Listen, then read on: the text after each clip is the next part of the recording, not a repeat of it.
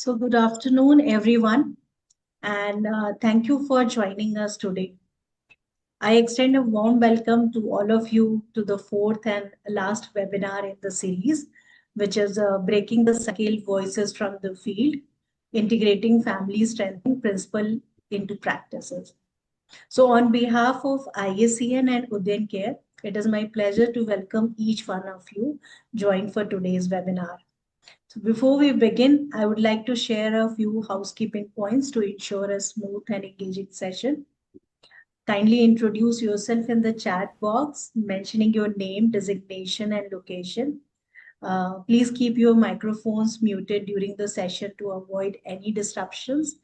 In case you have questions, comments, or feedback, feel free to share them in the chat box. We will take them up during the question answer segment at the end. We request you to hold your questions during the session so that we can maintain the flow of the discussions. If possible, please keep your videos on to make the sessions more interactive and engaging because most of the time we rarely get to meet each other.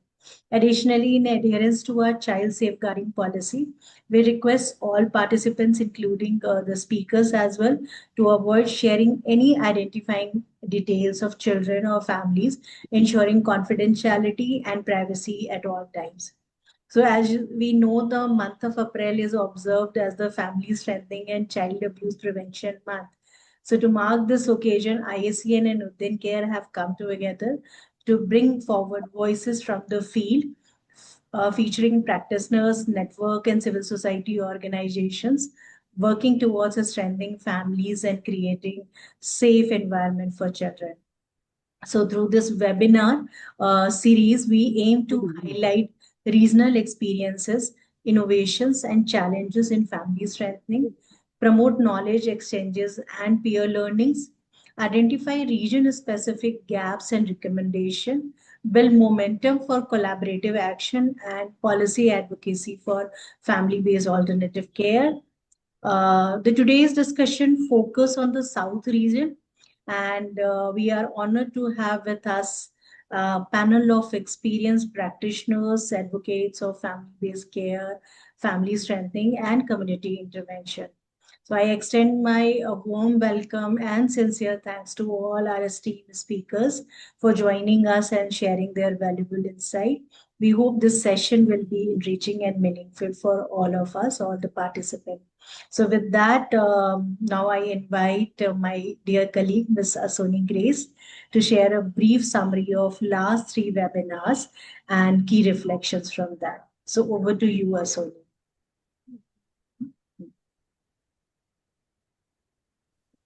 Yeah, thank you, Ranjana ma'am. So I will just won't take much time. I'll just briefly explain some outcome and then summary from the three webinars which we have conducted so far. Like Ranjana ma'am have shared, it was like a regional webinar, and then like we have covered north, west, and then east region, and then we have in the north, where in the north region we had speakers from CRI, HWVO, butterflies, and then NSCG, and then in general they focused on they shared about community vigilance, child protection groups, and participatory models. And then in the west region, we had the Hair Family Service Center and then Muskan, which they shared about family child protection groups, holistic family support, and then trauma informed care. And then similarly, in the when covering for east and northeastern region, we had Terrace Day Home Foundation, Snehalaya, and then UNICEF Bihar. So, what came out of this? What's working across these three region, and then like the best practices, and they have shared was in the northern region, the community, grassroots, and then child protection group is working when this are used as a first responders, it is working. And then also they have integrated parenting support, counseling, and then family preparedness models is being used. And then there have been a lot of focus on strong scheme convergence models for education, health, housing, and livelihood across all the speakers. And then there was also a like huge focus on community sponsorship and then institutionalization efforts. And then in the West region, like we had this similar grassroots Bal Suraksha hub, children's group linking with communities, and then with a formal system as well. And then in this as well, in the West region, there is a major focus on holistic family support through sponsorship, counseling, and livelihood. And then also there have been a huge focus on family-based alternative care, especially on foster care and then temporary family care. And then even in the West region also, there have been a lot of focus on trauma-informed urban community and then leadership models. And in the East and Northeastern region, there was a huge focus on resilient-based family strengthening with mental health and psychosocial support model. And then huge focus on caregiver and child bonding, and then lots of focus on emotional well-being approaches. And then in this, it was also shared that context responsive model is needed for effective family strengthening practices.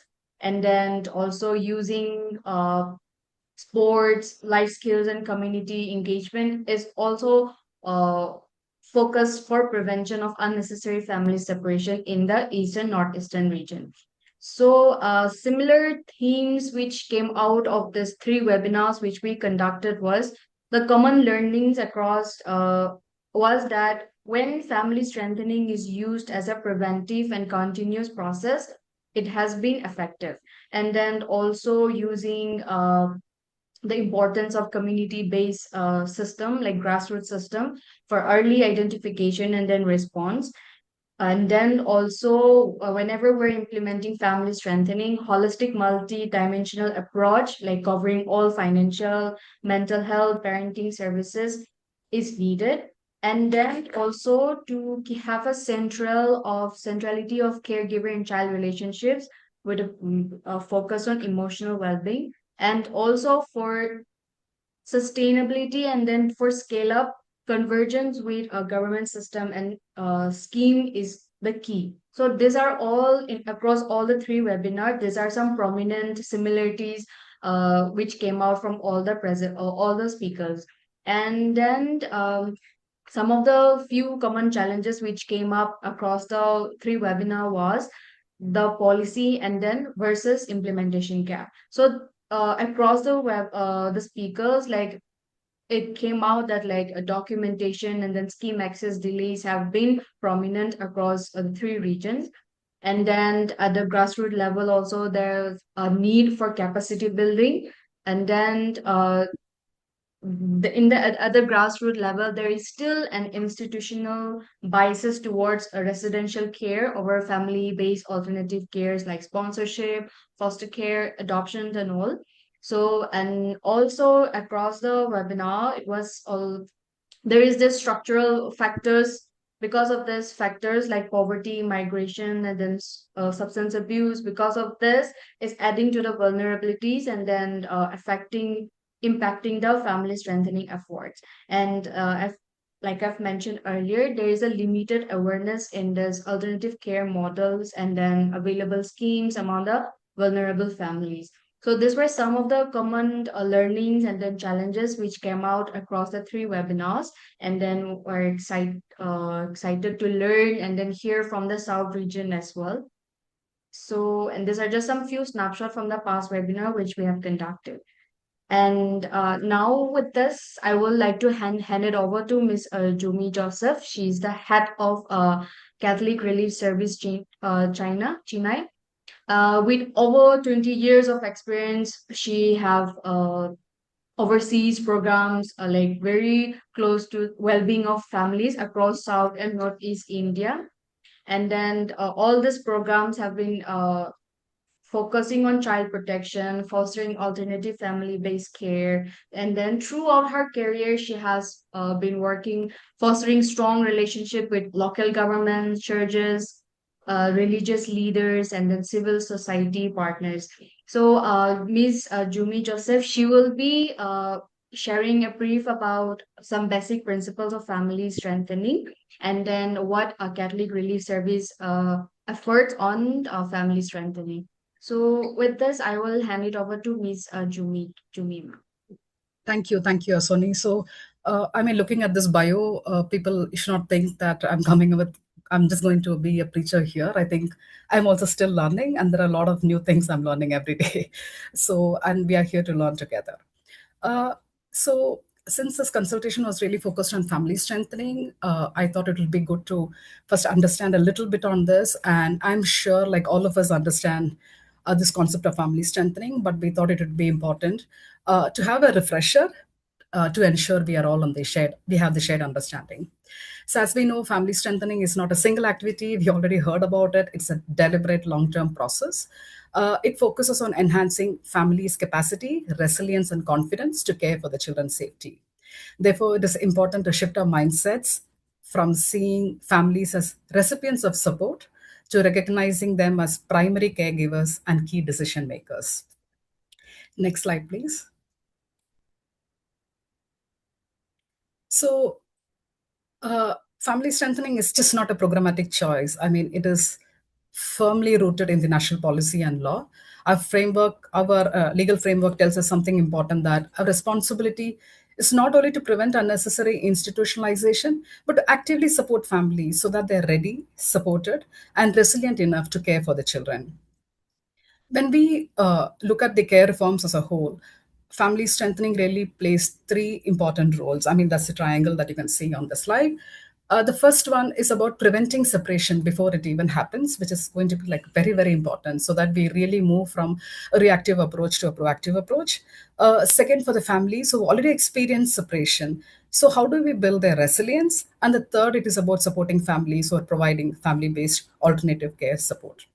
So when we step back and see, like already as Sony has mentioned, from the learnings from the other regions that we are seeing, family strengthening is not just a one-time action, but it is a continuum. It's a process that continues. Next slide, please. uh, these are the core principles of family strengthening. I'm sure all of us must be following this, and we are all aware of it. But again, as I said, it's just a refresher so that we are all on the same page. So the first principle speaks that, I mean, about children's voice that matters. Everything should be guided by the best interest of the child. Family are at the center. I mean, they are the primary caregivers, and our role is to support, strengthen them. I mean, not really take over everything. Then focus on preventive support, which I already mentioned. And this is something which I really like, is this the strength based approach, because what is very important is when we focus, most of the time I think we always focus on what is wrong in the family, but I think we really need to build on to just change the way we look at it, to see what is really strong in that family, with so that we can use that to build upon their existing capacities and promote resilience. The next one is the do no harm uh, principles, which I'm not really going to speak more. I'm sure we are all aware of it as a practitioners. Equity and non-discrimination. Uh, as we know, like every children or families come in different shapes, size, configurations, and no two families alike. We're all so different. So I think we need to keep that lens in mind as we are looking at this. And then finally, meaningful participations of families and youth. Together, these principles will help us to strengthen families in a more ethical and sustainable way. Next slide, please. So now I just want to share a few learnings from CRS initiative. So CRS, through its Parivar initiative, have been working in Tamil Nadu on transition of childcare institutions to family-based care, and also strengthening the community gatekeeping system, because we believe that if the transition needs to be sustainable, the gatekeeping should be very, very strong. So in this process, we have been engaging with different stakeholders, including the childcare institutions, the government, children, family, communities, and a lot of other CSOs who are actually in that area.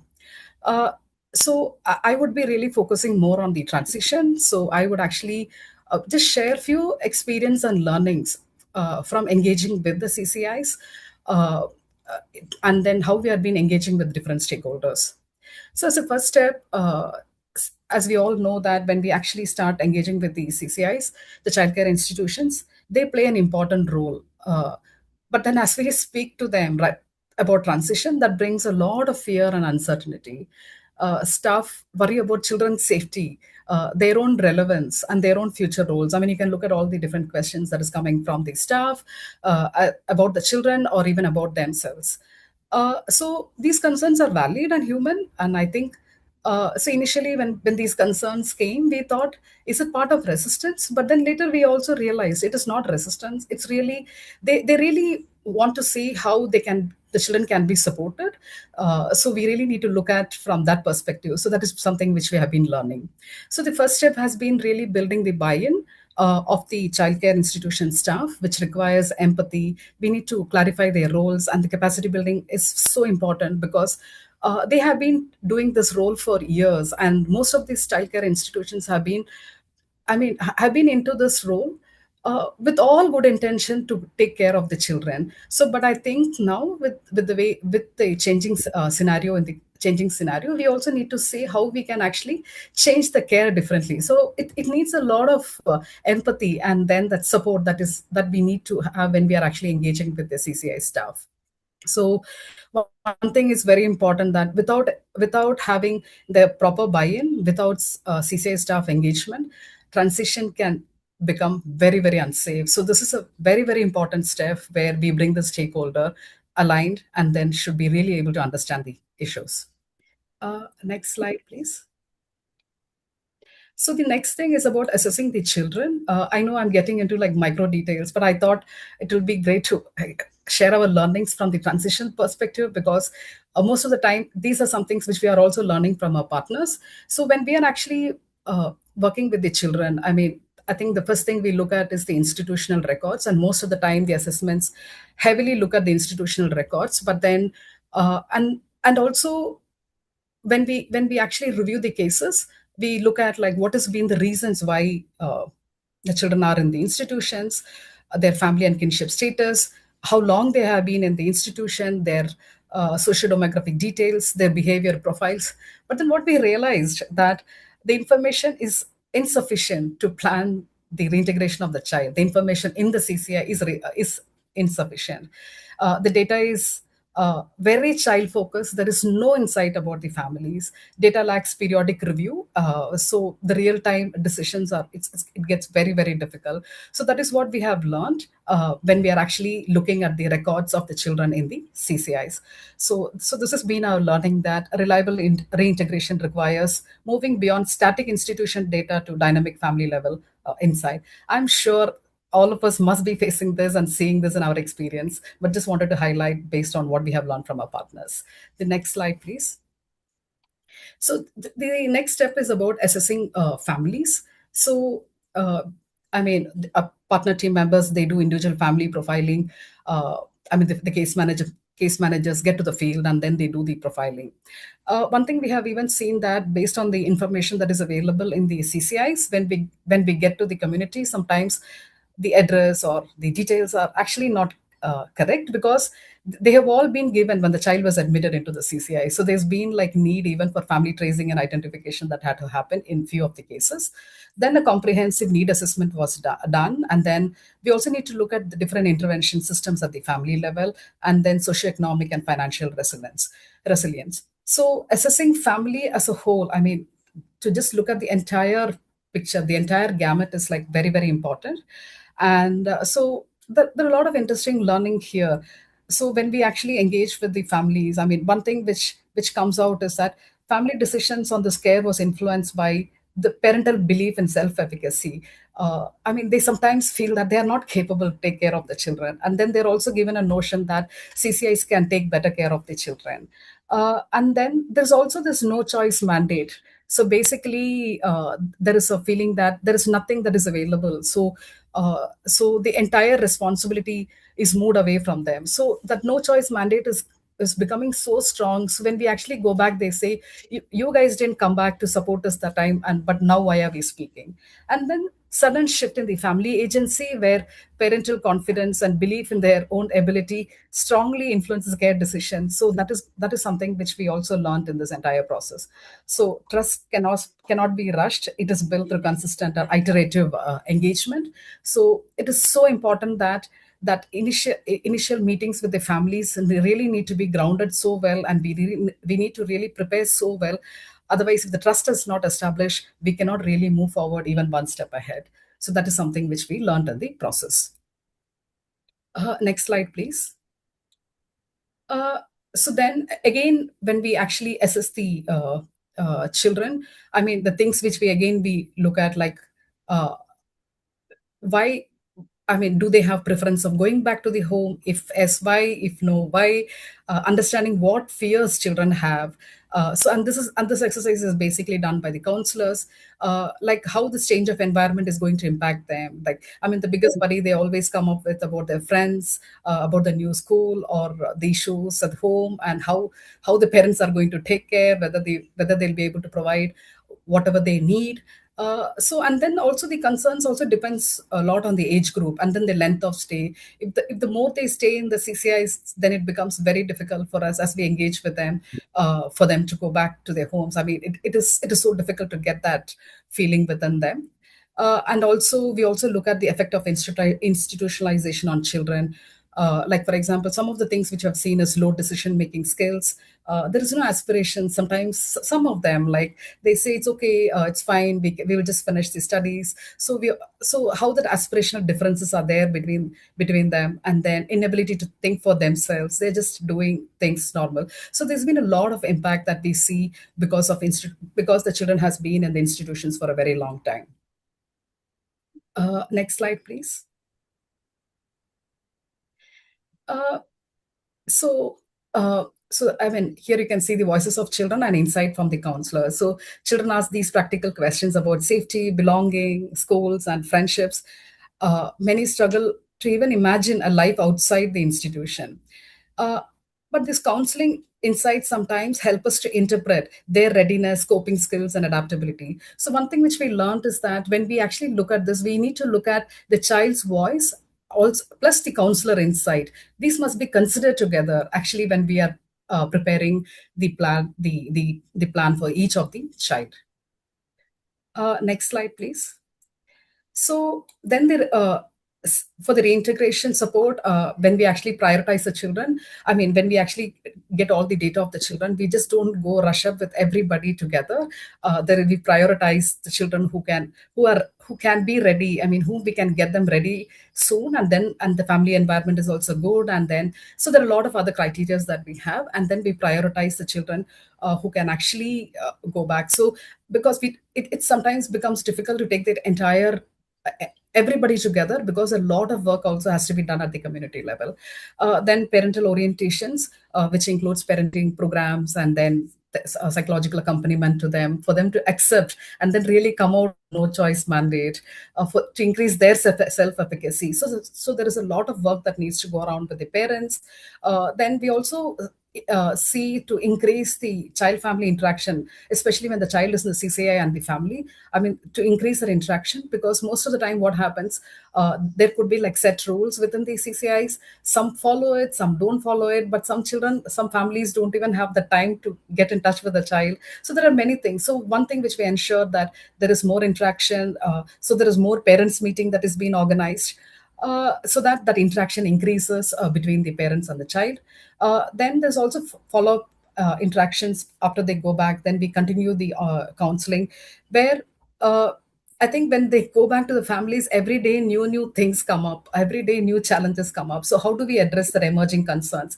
And if you're not able to address their emerging concerns there, then the reinstitutionalization rate is very high. So there's been a lot of example where, like, one of the child was saying that my mother is not in the house, so it doesn't make any sense. I think it is better for me to go back. So basically the child did not have that peer support in the community. I mean, that is something which we observed. So then how we started engaging with that. So now the child says, oh, I'm fine, I'm happy, I have a lot of friends. So I think it is so important to address the concerns that is coming up for them. And then, yes, we need to engage with the government, the child welfare committees, the district child protection units, and then they have been like really supportive. And sometimes, even when we link the families with the schemes when they're not actually working, so they really help us to intervene to see how those schemes can be actually reach. I mean, the schemes can actually reach to the families. So this has been some of the steps that we have taken. I mean, I'm just listing like few in the interest of the time. but then there are like so many minute steps that we actually follow, and then we move ahead. Next slide, please. The other part of this is about the building the community safety net. Basically, we have been building.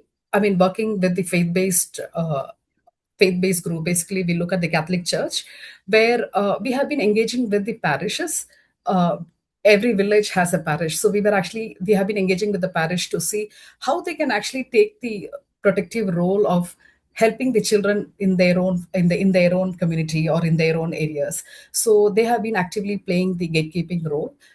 So I mean, there's been a lot of training that has been provided to them. So they have been actually working and supporting the families.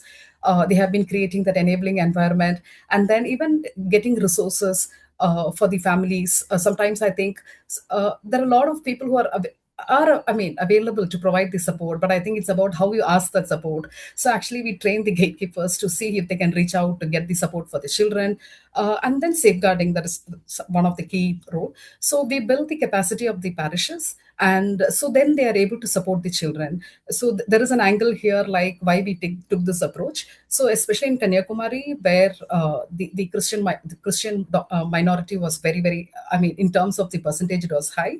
And so we took this approach of seeing how we can actually use the existing structures instead of creating a new structure. But then there are a lot of other places where we have also engaged with the panchayats to see how they can actually provide the support. And panchayats and panchayat members are now active. They understand their roles. I mean, they also understand the impact of institutionalization on the children. So they have also been very very active in terms of providing that support. So, and then we have also been seeing how we can engage with the CSOs who can actually provide the support. So the moment that the child is identified in the CCI, the first step is actually when we look at the source village and see like whom we can engage with. Is it the parish? Is it the panchayat? Or is it the community? So once we understand that, and then we actually have a lot of conversations with these stakeholders. I mean, letting them know that this child is going to come back to the community, like how we are going to support them and how the child needs to be supported. It's just not about the child; it is about the family that needs to be supported. And there's also been a capacity building that is being organized for the stakeholders. So in this process, the gatekeepers, of whom I call the parish, the panchayat, or then the community members, they understand how they can actually support this family so that the child can continue to stay in the families. So that has been, for us, I think that has been one major reason why we have actually not seen even one reinstitutionalization till date, because I think the community system has been like really supporting the families. And sometimes we are not even aware. They're like, oh madam, we found this, we supported this, it's okay, we can take care, we don't need your support. So that level of things also comes up in the community. Next slide, please. So, so these are some of the case stories. The names are changed. So, like Sergeant's reintegration was possible due to coordinated effort, especially on livelihood, shelter, psychosocial support, because we could work with different stakeholders to see how they can actually provide the support. And that's one reason why Sergeant was really able to go back to go back to his families. And similarly, in Ashok and Akshay, both of them are from the same family. Again, name changed, but then for them, I think it. I mean, since elder brother went again, the he also took his siblings. So, but then when we started engaging with the family, and then enabled that community support, enabled that support from the parish, and then we were also able to get some support from the panchayat, and then put them into, I mean, get them some schemes, which can actually help them. So this actually helped them, and then both the children were back to the families, and which we were actually worried a little bit, because it is just not about managing one child; it is about managing two child in the family. So it needed a lot of other follow up and case management support to the families there. So, but then we still see they still continue to stay in the families, and for us, I think every child reintegration has been giving us new learnings. And then we are also seeing how we can improve and then move forward. As you see in this picture, the moment the child is identified, we work with the families and then all the different stakeholders in the community. So this has been one of the model that we have been following, and we have been working in the community in Kanyakumari. I know I've been speaking a lot. I can actually hand over to our next speaker, Sonikuti sir. So it's my pleasure to invite Mr. Sonikuti from UNICEF. So I mean, you can see all great things which Sonikuti says, and I'm sure all of you in the South region already knows him very well. I don't have to introduce, but still, uh, he brings more than No a need, no need. Just stop. no, That's not enough. because maybe I can get to the question for you, Sonikuti sir. So, Sonikuti sir, I mean, the question for you is: given your vast experience and engagement, both with government and the NGOs, and with different other stakeholders, we would like to hear from you about the measures that have been taken by the government, NGOs to promote family-based care in southern region. Maybe if you could share some best practices, some innovative initiatives, and also some of the key challenges that you see the stakeholders are facing, that would be great for us to strengthen. Over to you, Sonikuti sir. Thank you, Jomi, for your good words. Uh, Good evening, and great to see everybody. I think you must remove that slide and not have anything. I don't have a PowerPoint presentation to make, and I will precisely look at historically what has happened in family strengthening program in the country. I think from the 60s till the early 90s, we had all donor agencies like Plan International, Save the Children, Action Aid. Everybody had just one focus of sponsorship for children. And lakhs of children were supported in the families, and there were these direct support to children, which was happening across the southern states majorly. Then immediately the question would be, should not the children have been in families at that point in time? In 2005, when I was doing this research of where the money from the central government on child protection was going, I found that 75% of the childcare institutions in the country were in the 5 southern states and Maharashtra, like, for example, AP, Tamil Nadu, Kerala, Karnataka, and Maharashtra had 75%. So though the family strengthening programs or prevention of separation was very high, the number of children in the institutions remained to be high because there is a significant pull factor. When you have institutions available, there is a necessary pull factor which brought children to the situation. I think the most significant things that happened in terms of family strengthening and in terms of family-based alternative care in 1984, the Supreme Court judgment. And then you had the CRC, and then we had in 1993 the Latur earthquake, and therefore foster care became part of the interventions, even which was supported by UNICEF. And then we had the HIV AIDS.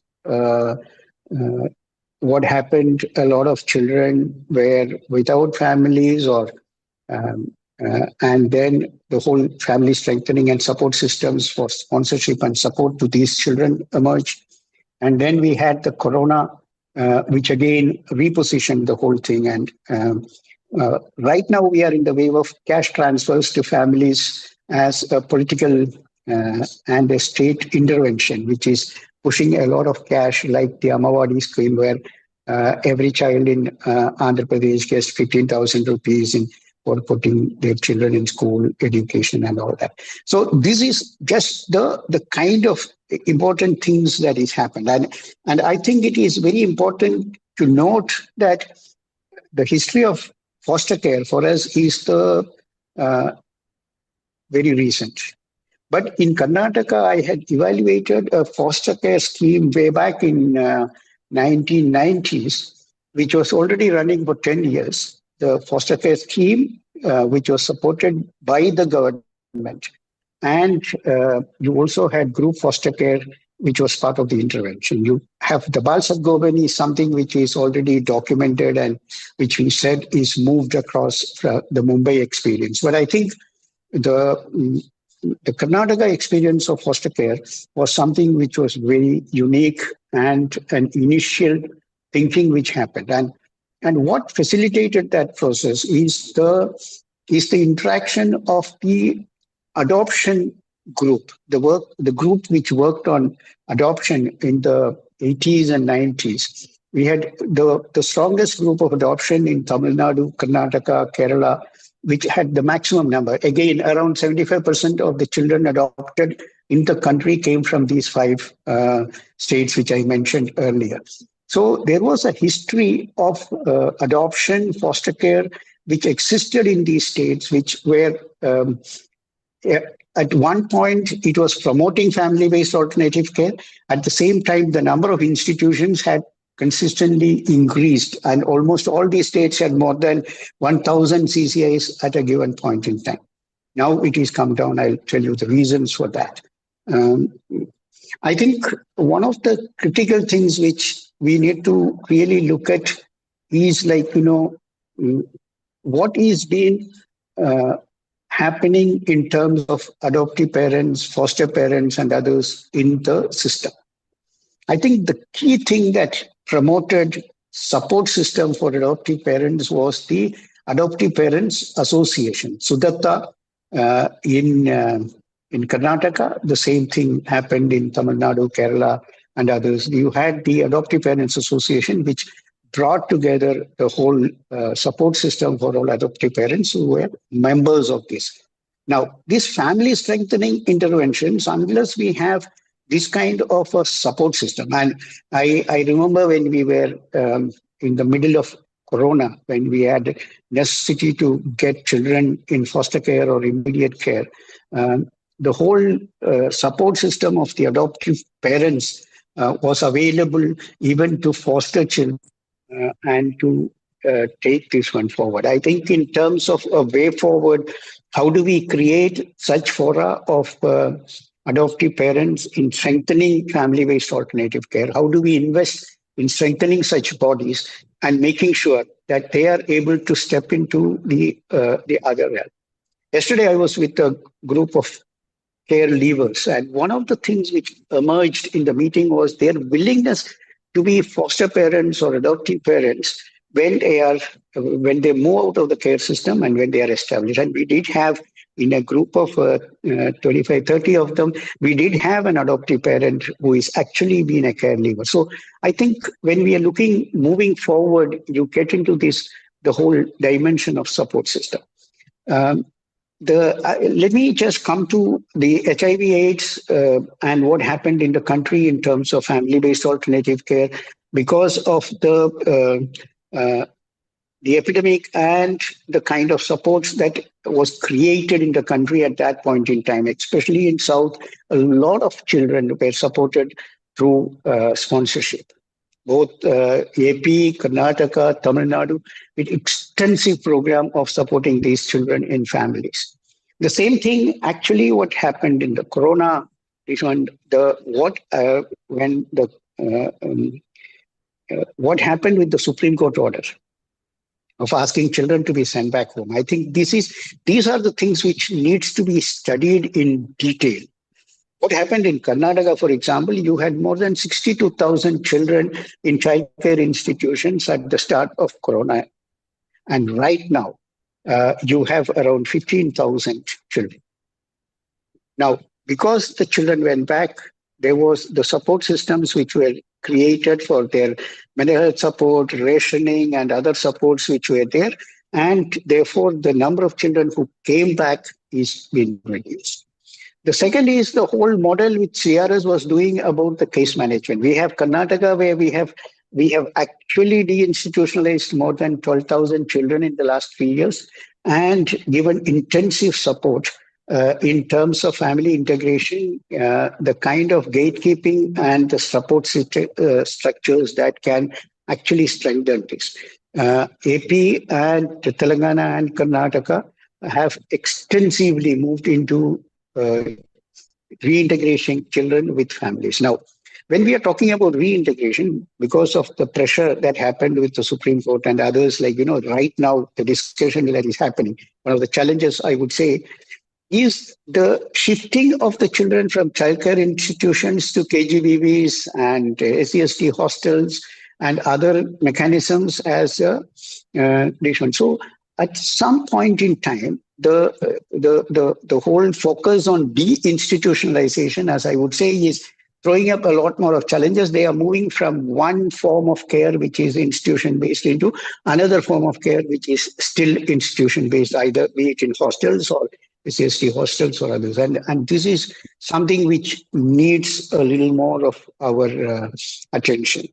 And I think when we are looking at the kind of support that is required at community level, the community Kerala had the Kaval program where the community-based mechanisms were put in place as a watchdog function and also as a support in reintegration was what Jomi was talking about by CRS. You have an extensive program which worked well in Karnataka, in Kerala, and so also in Karnataka and other states also the same kind of thing has happened, and we were able to really make sure the gatekeeping and reintegration and support systems at community level, VCPCs at community levels are functional, and there is the watchdog function and this one. So these are some of the things which have happened at the larger level. Now, let me quickly place some challenges which I say. Actually, what is happening is the continuum or the continuity of efforts with every change. Like, for example, Mission Vatsalya brought in a lot of focus on sponsorship and foster care, aftercare. There is this. So we do not have continued efforts, which I can say, like, for example, if you really look at the Karnataka experience in the 80s, we had foster care. Right now, we are again struggling with foster care in Karnataka and Andhra Pradesh. And it is relying back on NGO networks and NGOs like Bosco and others who have national and global experience in promoting such family-based alternative care, becoming the champions and the way that we are promoting this. The second is like the whole gatekeeping at CWCs. What happens is we do not have the CWCs keep changing every 3 years. The kind of imbibing these values of family-based alternative care, like when you interview people who are from CWC or from the mechanisms coming to be CWC members, nobody really knows about the guiding principles of Juvenile Justice Act. And therefore, I think we have failed in terms of creating that kind of gatekeeping mechanism, which needs to be the natural way of how the system needs to work, where the best interest of the child and institutionalization as a last option needs to get priority over what is being done in different states. The third is when you're talking about sustainability and scale up, I think our research is our discussions also get limited to information that is available to us. Why are we not looking at the large scale, what I said, the politically motivated cash transfers and social protection schemes, and what is the impact on children is something which we really need to look at it as the how we are seeing this one as a dimension. And as earlier said, the whole issue of documentation. As I was discussing with somebody called Radha Nakesh, who has been one of the founders of the Sudatta, the Adoptive Parents Association, ICCW, Nina Nayak, and all Karnataka Council, all these people were champions in promoting these concepts and working together. And Radha was, in fact, trying to document the efforts historically, what has happened. And I also think that South India had the added advantage of having adoptive parents and adoptions and linkage with global, mostly with Sweden and American thought processes. And within Europe, when you are discussing non-institutional family-based alternatives, the same things from the 80s onwards became part of the interventions of people who worked in the development sector to be integrating this into the development sector, into what you did. And for example, as I said, Lakshmikant Pandey versus Union of India in 1984 in streamlining adoption. And like, for example, Andhra Pradesh stopped all private NGO-led tuitions and moved into only government getting into adoption process and things like that. So in terms of the history, I think we really need to go back into putting these milestones of, like, what happened in each of these points in terms of there are things that push getting children out of the childcare institutions without adequate support in family strengthening. There are family strengthening efforts which actually helped in preventing children from coming into the system. So we need to actually draw this macro picture of how we are placed. And the history in South on family-based alternative care, I think from 1990s, I've been actively working on this one with the different groups, like, the Quality Care Initiative by CRY. There are works which has happened by ICSW, ICCW in terms of promoting adoption and others. So there is the need that we bring all those information together and really look at the kind of work that was done by people like Neena Nayak, like Nelima Mehta, like Radha Nakesh, Shintu Naik, and others who have in the South. Chandrika is here, next speaker. I know, like, how they have really, ICCW has really worked on promoting adoption and things in the past and have been changes. And I think it is time that when we are looking at these leaps by IAC and others, Udyan Care and others in making this one, we really need to get equal effort into documenting such earlier efforts and getting a macro picture into making sure that the efforts of NGOs, the states, in terms of how these social protection measures have been effective, need to be documented and moved ahead.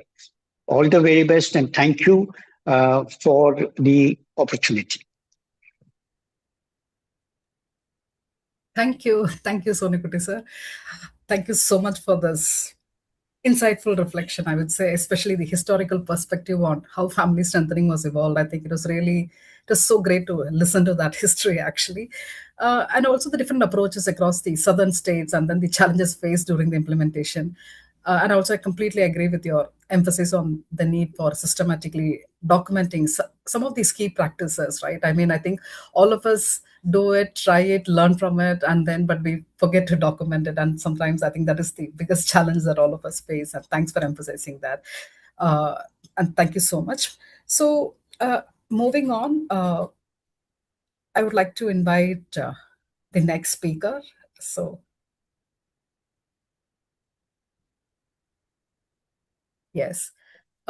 So now it's the already Sonikuti sir said Chandra ma'am is here. So it's really a pleasure to invite Ms. Chandra Devi Tanikachalam. Yes, here. Who brings decades of experience in child welfare. She has a strong and consistent voice for child protection, adoption, and the rights of vulnerable children in Tamil Nadu and beyond.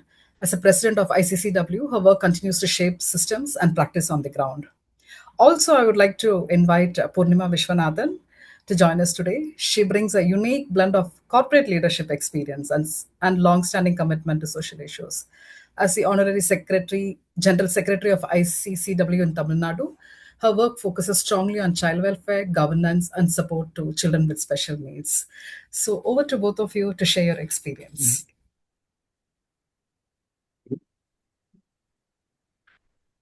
Thank you. Thank you very much. And very good evening, and maybe to some people it may be a good morning. I don't know whether anybody from outside the country is joining us. So, on behalf of Indian Council for Child Welfare, Tamil Nadu, I just want to thank the organizers in the first instant for having given us this opportunity. As you said, you can see we have started, our organization was started in the 1953, and we have been continuing. We are actually 73-year-old organization, and we have seen, as our honorable speaker, the previous speaker, Mr. George has mentioned, so many changes, so many things. What were the needs? Everything keeps changing, and we have also continuously been adopting ourselves, changing as to for the changing needs of the community. Next, especially for the children. Some of our guiding principles: a child should grow up in a family environment. For the holistic development of a child, issues concerning family, community, and society, including poverty and social justice, have to be addressed. So it's not just simply we can simply say that oh, it's institutional child put her in the family. We need to address various other issues that the families are facing, and unless we do it, we cannot really ensure the rights of a child to be really uh, maintained. So education is the fundamental right of every child. That's our goal. The girl child needs special attention to ensure her right to survival, development, and protection. Next.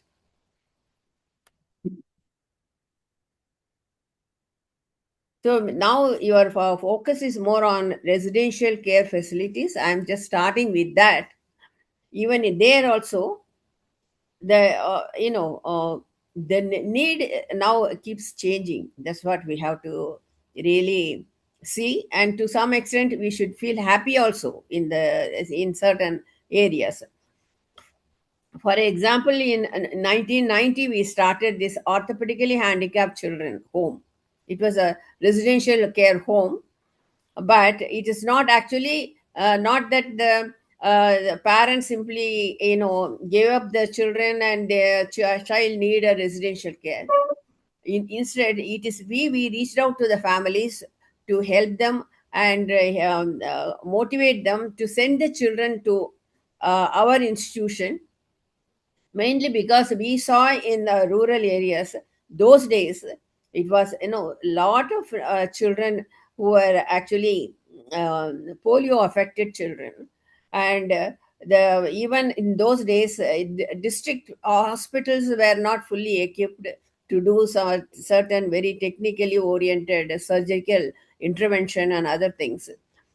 For those children, we have opened a home in Chennai, and we had a very good dialogue with the hospitals, government hospitals here, and then we brought these children in this home, and then did whatever the surgical intervention that is needed for them, and continuous physiotherapy and all those things. It really took for one child at least 10 months to 12 months to complete his entire rehabilitation process. Until then, whenever the surgery takes place, the parents need to be coming. The parent will be with us. We will be providing them all facilities, and then subsequently, whatever the intervention needed, all those things were done, and we will be sending back the children back to the family. Even when they go back to the family, also we will be continuously following them, and even after discharge, we supported them for education and continuous physiotherapy. And also, while they were in our premises, we had actually in our own premises, we had a small school from standard 1 to 5, so that they will continue their education. And once they go back, we were supporting them for their education and for the transport facilities in case the child needs. All those things we were taking care of. But luckily now the polio is completely eradicated, and that is one thing that over the years, or the change that we need, we are witnessing. But still we feel that this kind of rehabilitation need to be there, but it should not be a permanent home for the children. But there are many children we are now witnessing with neural deficiency and various other form of deficiencies. In so those children in rural areas, it's very difficult for the parents to really continuously address the issue and then provide whatever the needed therapeutic process. In such way, I think in some small way, in we still need to be continuing. That's what we feel. But now we don't have any such home at the moment. Then next slide, please. Then, apart from that, for normal children, we were having boys' homes in Chennai. 50 children were there. Then again, one at Tiruvallur and one at Tanjavur district. All the three places we were running homes. As mentioned, that we are a great believer that a child should grow up only in families, and so we will prohibit, avoid taking any child who is actually who's could be really placed in the family but through some other form of support. We don't take those children only if it's a single parent, and also are continuously migrant families who keep migrating from one place to another. Only such children will be kept here with the condition that the children will be going back to their families for all vacations. That is one thing. And second thing, and we also ensure that such child is not eligible for adoption. Any child who is eligible for adoption, we will not encourage them to be in an institution. And we are not actually a adoption agency, but we have been continuously working and promoting for adoption. And in fact, we have been appointed as the uh, consultant agency for by the Supreme Court to actually help all the high courts and the district courts who are, whenever they are dealing with adoption matter, the papers will be forwarded to us, and they will ask for our opinion whether such an adoption would be in the best interest of the child. That we were doing it continuously. That's our role in adoption. So only non-adoptable children, and unless it is needed, we normally adopt, accept. Next, let's go for next.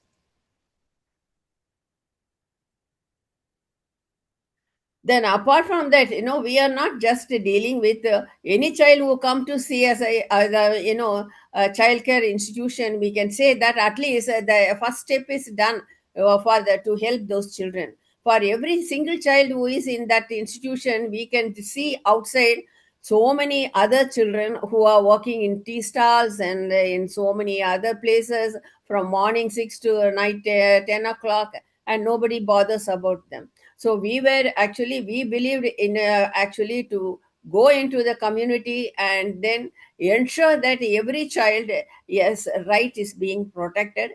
And in that case, to remove children, that is, we have the child labor issue was a very big issue those days. So our aim was to remove children from the labor and mainstream them into regular schools. Then promotion of adult employment, especially women employment, and enhance families' capacity to provide education and care for the children, and improve schools in the areas, and started community colleges, and creation of public awareness, support to stop child labor. It's all in a large scale we have taken up. Legal action against employers, that has also been done. And the most important thing is that formation of women self-help groups and elimination of practice of child bondage. These are the things we took it very seriously. And let's go back to the next slide. So we had a large program in matchstick industry in Virudanagar and Shivakasi. We must, although they are very much known for production of matchstick, as well as matchboxes, as well as various other firecrackers and things like that. And it was a supplier. The Sivakasi was supplying almost 60 to 70% of the market all over India, but heavily dependent. Nearly 80% of the labor was put in those days by children below 14 years. They were the ones who were sitting and working there all the time, and more than 8,000 children removed. We took all efforts, legal as well as social, and as well as attitudinal change. So many ways we try to help these children, and we removed yeah, more than 8,000 children from that kind of working situation. And also, not only just removing them, we also conducted actually non-formal education classes, community college, to provide them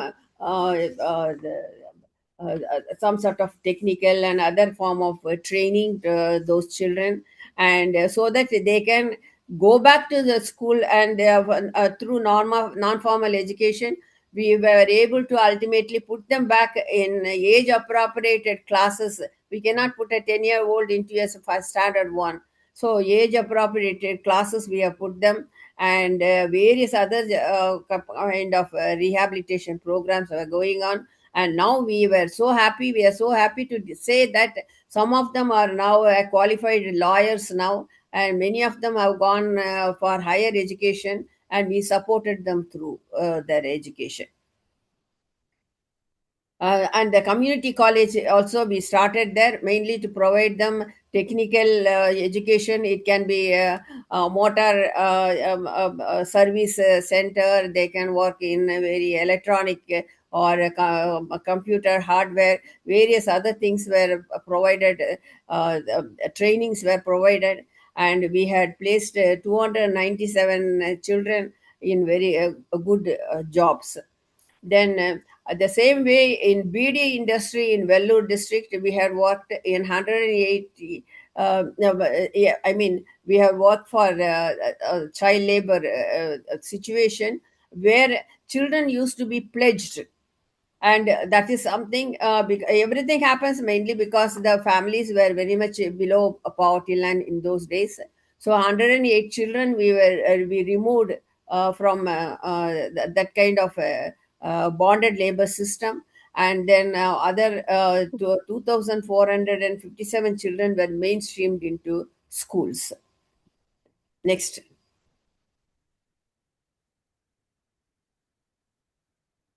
Okay, this is again saving the girl child, that is project for prevention of um, female infanticide in Muslimpatti. That was a very big issue those days. Some, I would say, some 30 years back. Next, please. Next slide, please. Yeah, you can now look at this also. See, child sex ratio when you are looking lowest since independence, actually.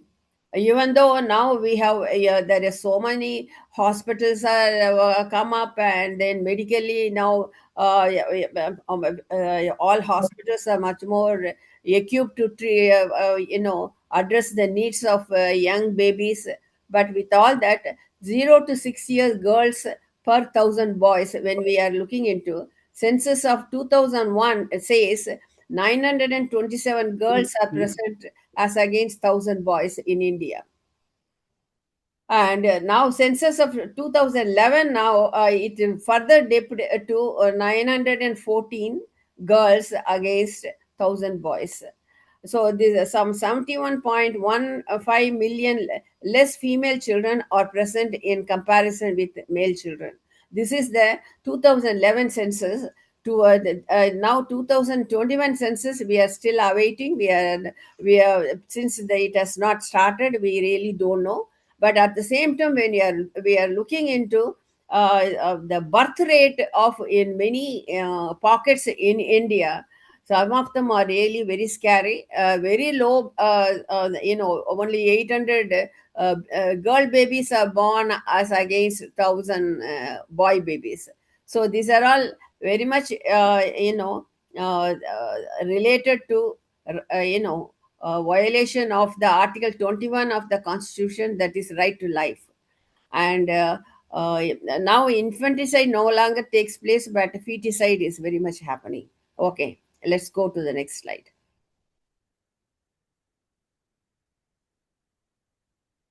So, contributing factors for female infanticide, we worked in 250 villages in Usilampati and Chellampati blocks those days.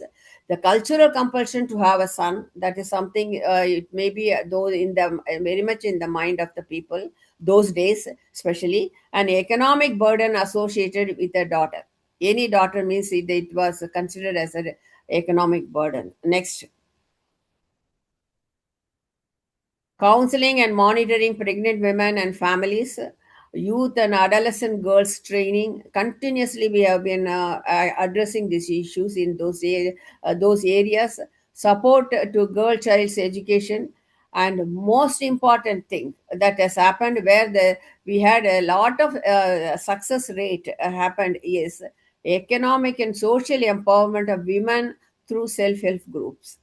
That is something that has addressed the issue of either it is child labor or whether infanticide or whether deinstitutionalizing children. For everything, this women self-help group formation has had a great it has become a sort of a great way for us to really enter into the community and bring in some attitudinal change. Next. Empowerment of women to protect children from exploitation. That is where this self-help groups was. It is whatever the form of the protection that is needed. These self-help groups really was a great opportunity. We have found out. Group of 25 women members. They elect their leaders, contribute 5 to 10 rupees per week. Now it has changed. Now 50 to 100 rupees they are putting in. Then journey towards self help. Just let's go. What is the self help? Let's see. Next. More than 20,000 women participated over the years. And what they do is, when we are really looking into families below poverty line, when we are really study their families, what we really see is it is not that those families do not have any income at all. They may have just sufficient enough income for them to continue their life in some form. But most of the time, when somebody falls ill or there is some wedding or something, they have to borrow money, and it is actually the kind of what do you say high rate of interest from the money lenders, because they are not eligible for any kind of loan. Otherwise, in such a situation, they borrow at a high rate of interest, and then the interest payment takes away their entire thing, and they all go down in the below poverty line. And so these self-help groups actually they accumulate, they contribute their own money, and they create some sort of a some, and from that each person will be taking loan every month to repay the existing loan, and that itself actually helps the family to come out of the economic distress situation. And ultimately, when we are looking at it over the years, these 25 women, they have actually accumulated 1 crore 39 lakhs of capital they have actually created. And each one, after payment of the existing loans, each one started actually their own business, and whatever that they are capable of, and they are all able to economically earn well. And apart from that, there were various nationalized banks and also non-governmental organizations were willing to actually contribute these people. Nearly 17.5 crores of money amount has been paid to these banks. It's all hundreds of bank accounts they had. Each one in every village there will be 25 women, and they will have a bank account, and it is they who will be managing their own thing. And our social workers were continuously being in touch with them to ensure that they are able to really function well. And with all this capital, even the men in that family and all others wanted, needed the help of the women, even to, if a man wants to deepen the well in his agricultural land, or buy some more cattle in his cattle farm, whatever it is in the rural areas, they were actually depend. It is the women who were actually helped the family to, they could borrow from this capital, and they can repay with sometimes it is most of, initially it was no interest, and subsequently they were started paying 5% interest. And ultimately their ambition is to provide a secure family environment for their children. So what happened, the impact of this has more respect and appreciation from the community and the family. The women had it, and credit worthiness increased, men start depending on them, and self confidence increased manifold, no longer submissive, started to protect the rights of their children, and they became more ambitious for their children. They didn't want them to go for work, they didn't want to send them to some institution for their care, but they wanted them to be, wanted to focus their attention for their development and for protect their rights and deal with the social problems more effectively. It is these women who have put up boards in their villages saying no longer we are going to willing to put our children for work below 14 years, and after the whatever the amendments that came in the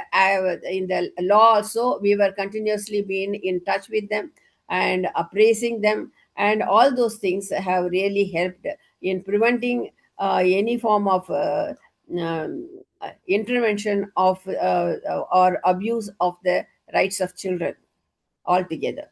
Next slide, please. Yeah, that's it. They were all actually so much into actually protecting their family, their rights, as well as rights of the children.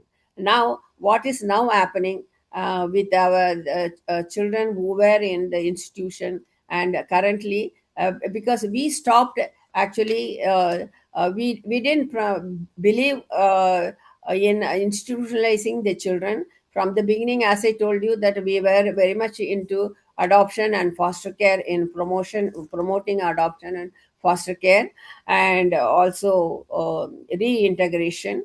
And the demand also has come down. That is also in South India, especially in Tamil Nadu, demand for institutionalization is actually coming down, mainly because the women are much more empowered, families are much more empowered, and there's a lot of government scheme, and education is also, the schools, everything is now in much more well equipped.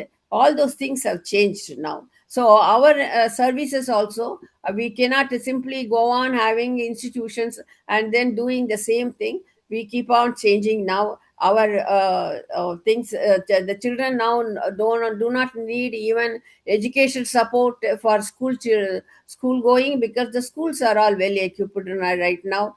Free educations are available. And now what we are doing, I invite my general secretary Purnima Swanathan to continue with it. Thank you very much. Thank you so much, Chandra madam. Thank Purnima ma'am, just I'm so sorry to say this, but we Yeah. just short of time. So if you could finish in next Yes, 6 minutes, it would be very helpful. Yeah. Yes, can you hear me? I'll just Yes, go through very. very Yes, quickly. yes. Okay. Like Chandra ma'am had said, yes, we had our own 3 CCIs from which children were about 150 children were housed. But with the changing phase, we had to move on. We allow children to go back to the families and integrate with them. However, this sort of a thing has got its own challenges, and taking on to the next step and the challenges which have to be met, and what we can do for them is what I'm going to talk about. It's going to be very short, so no problem. Can we move on with the slide, please? Yeah. The way forward for us at ICCW is basically to keep the children still engaged with us in some way so that they can come back to us. So we do conduct some things like summer camps, or after school activities, which the children relate to and come back to us. So the first picture, you see children going through a physical training. The second one, of course, we do sometimes celebrate their birthdays. If the children are nearby and come back to us, we do that. The third activity, could you move on with the slide, please? Is the children, actually one of the main things when children leave the institution is, they are moving around with their peer level day in and day out. So that sort of a bonding doesn't come when they move back to their families, and they miss that bonding a lot. They miss that peer level interaction a lot. So we do keep our, ties with them open, so that they do come back to us and we do have meets with them. So they do re-establish themselves. They are able to connect back to them.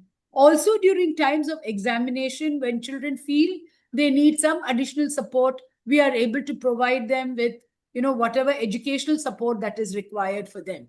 Moving forward, can you move the slide, please? The education support that we give them is again the money support or sponsorship that is commonly known as. And here we give it to children, not mainly for children who go into government schools, but children who go into private schools or into private colleges. Here, as we all know, the cost of education is very high and parents really cannot support it. So we, especially for those children who come out of our institution, we continue to support them with education support. We also conduct career guidance for these children, because they have sort of, they have moved from a situation where everything is told to them, given to them, and here they are in the free world. It has its, attractions, but at the same time, to go on with their career, how to settle in life, they do need guidance. So we also provide them with career guidance. Next, please. We also give them skill training. Like if you see, we give them computer classes, and a new initiative has been started by us where we train these children for the TMPSC Group 4 examination. This is something new we have started, and we do see a number of children, sort of wanting to do this. They see it as a future. They want to give back to society what they have got. Lastly, could you move on, please? Could you move? Yeah.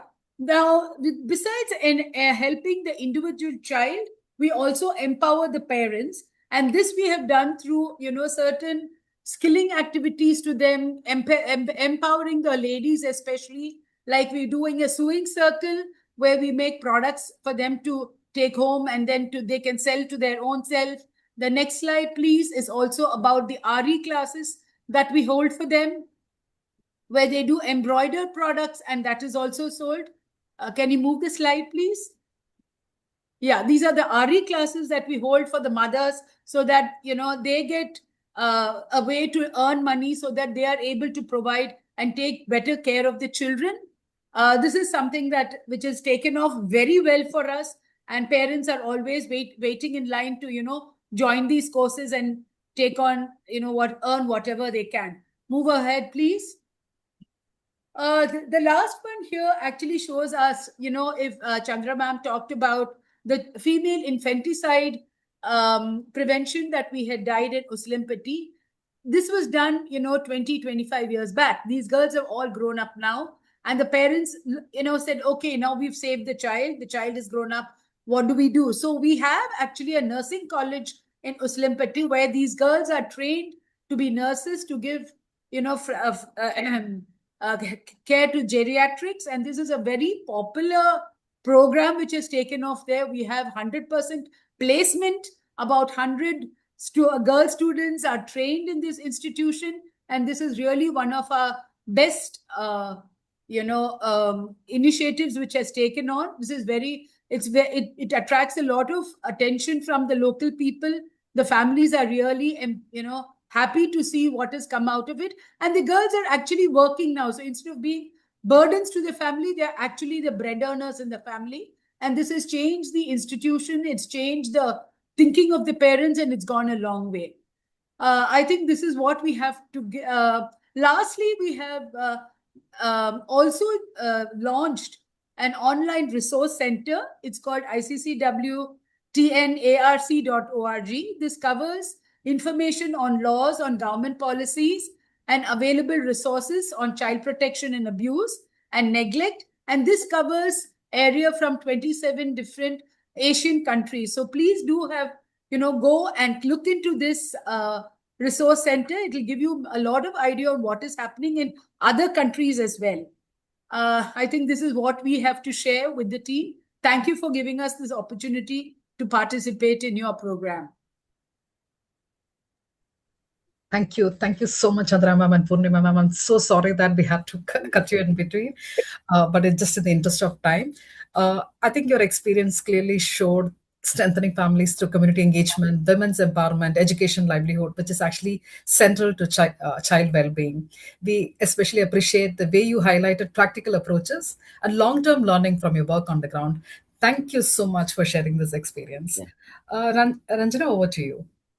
Thank you, Jeremy, and thank you to all our esteemed speakers. And now I open the forum for a question answer segment. So, from participants, if any question, kindly share.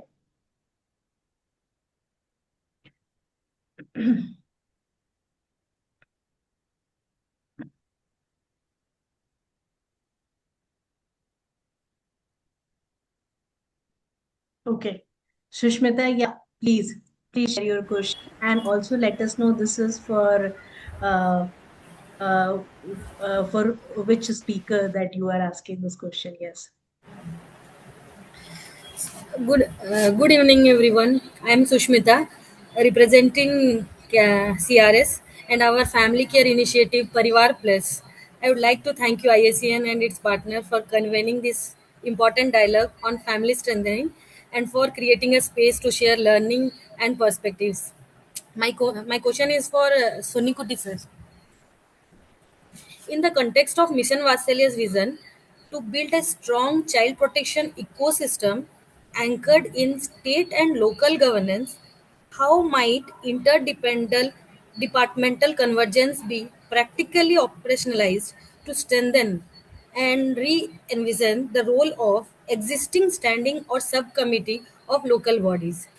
Specifically, how can these committees function more effectively as child welfare and protection committees, supporting regular assessments, timely and appropriate responses, ongoing monitoring, and effective utilization of the 5% untied Gram Panchayat funds through integrating child protection priorities into the Gram Panchayat Development Plan, that is the GPDP, for sustained, coordinated, and community owned family strengthening efforts?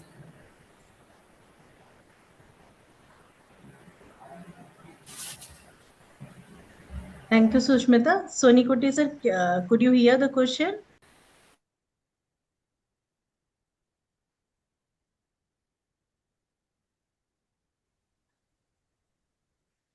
Soni sir, are you able to hear us?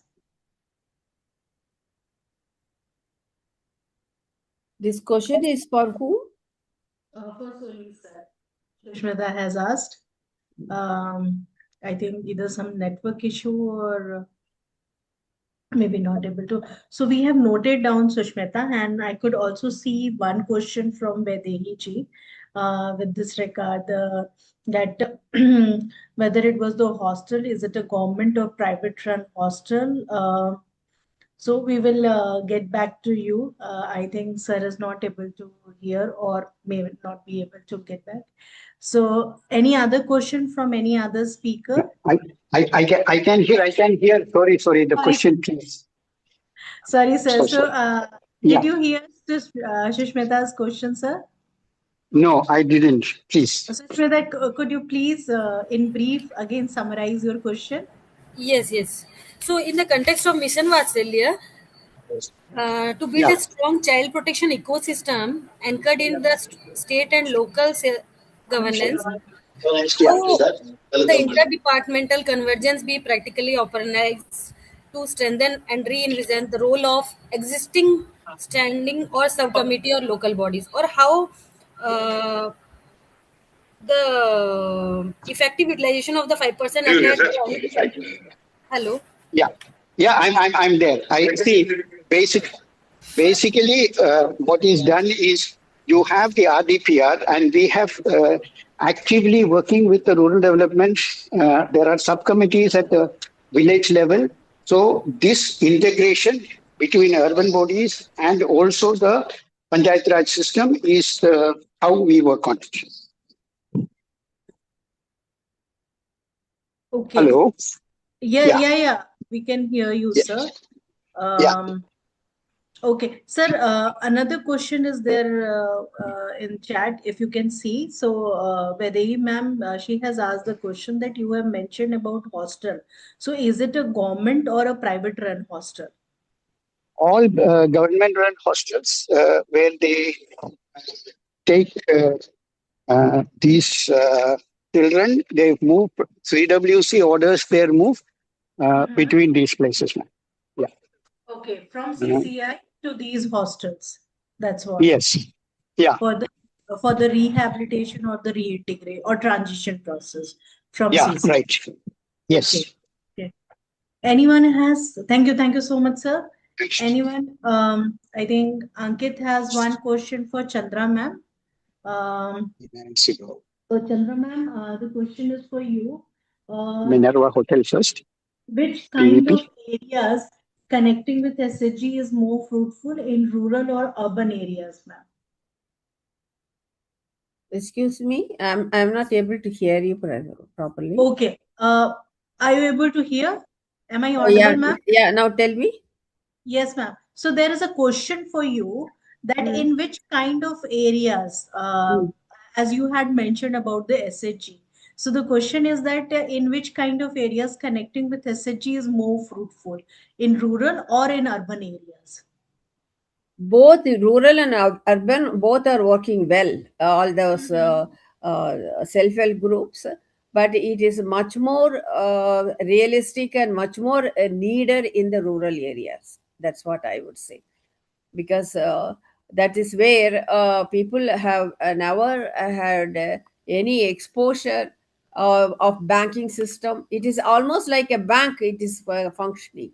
They have a capital, they create a capital, and then people take loan and then pay back every month. The loan is repaid every month, and all those things.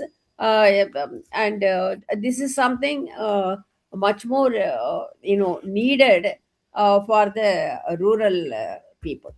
That's what I will say. Okay. But in the urban also now, they are running almost like hotels. They are all having together, for 4 or 5 women together, they are actually running business. That's it. It helps them in both ways. Okay. Thank you so much Yes, because we have. it's their own capital they create, and they don't have to pay huge interest on that, and they Okay. can create the business on their own. Okay. But the Thank you. Thank you. repayment is almost 100%. That's Sure. what something. If the that's what the bank people say. When they take loan from us, they don't pay afterwards. But if it is their own money, the repayment is 100%. Very good discipline is maintained, and they learn how to go about in this economic in involvement. Okay, thank you. Thank you so much, ma'am. And thank you so much to all our speaker and participants for such an enriching and insightful discussion. I think just I'm concluding the session with some key takeaways that we had. And I think starting from Jombi, where she mentioned about the family strengthening principles, framework principles, to Poonam ma'am, where she had shared how the reintegration and the individualized care that has to be taken care while transition from CCI to family. So thank you so much to all. And with this, we completed the region-specific services, which reflected insights from all regions. We would say north, west, east, and south across the country. And it was indeed a great learning experiences for all of us. And soon we will be sharing the compiled report of all the four reasons along with the resources of key experience sharing and learning, sir. Will you look forward to your continued participation? If you would like to engage further, you may join the ISCN network or become a member of IACN to stay connected with ongoing initiative. Thank you once again to all the speakers and participants for your valuable time and contribution. So have a nice evening to all. Thank you. Thank you. Thank you. Thank you.